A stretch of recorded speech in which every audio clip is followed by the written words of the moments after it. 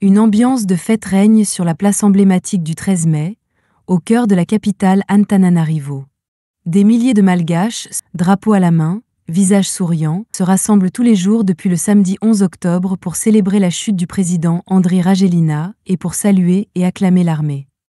On est arrivé jusqu'ici sur la place du 13 mai, on a remporté la victoire, on a été libérés de la domination de Andry Rajoelina. Toutes ces personnes sont là pour exprimer leur joie. La foule scande des chants de liberté et de remerciements envers l'armée, symbole d'un renouveau espéré. Depuis le samedi 11 octobre, date à laquelle le colonel Rian Irine, désormais connu sous le nom de Randrianirina, a appelé toutes les forces de l'ordre à la mutinerie, la population se rassemble chaque jour sur cette place historique, symbole des luttes populaires à Madagascar. Les slogans s'enchaînent, les cris de joie fusent. Beaucoup affirment leur soutien total à l'armée, vu comme le dernier recours face à un pouvoir civil jugé impuissant et déconnecté. C'est incroyable parce que il y a 2 semaines, on se battait force à force avec les militaires et aujourd'hui, nous avons gagné.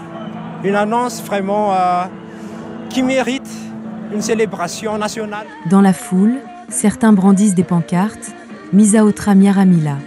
Merci aux militaires. Je préfère que ce soit les militaires qui dirigent le pays, parce que tous ceux qui étaient au pouvoir avant n'ont rien fait pour le pays. Ils n'ont pas pu résoudre les problèmes qui font souffrir la population. Alors, laissons le pouvoir aux militaires.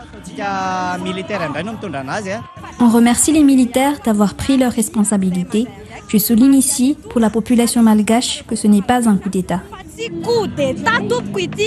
De son côté, le colonel Randrianirina, désormais chef de l'État malgache depuis le mardi 14 octobre, a tenu à clarifier la nature de cette transition.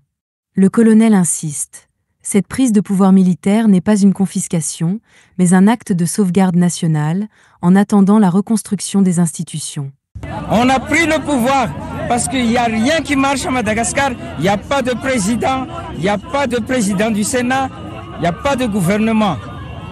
Non, ce n'est pas un coup d'État, c'est une prise de responsabilité.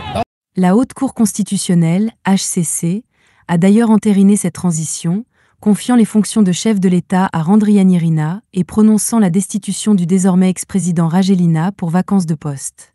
Une décision fermement condamnée par Rajoelina, qui dénonce un passage en force. Mais selon l'article 120 de la Constitution, les décisions de la HCC ne sont susceptibles d'aucun recours. Autrement dit, la destitution du président Andry Rajoelina est désormais irrévocable. Sur la place du 13 mai, les chants continuent. Entre espoir, soulagement et fierté nationale, les Malgaches célèbrent le début d'un nouveau chapitre de leur histoire. Celui qu'ils appellent déjà le sursaut du peuple.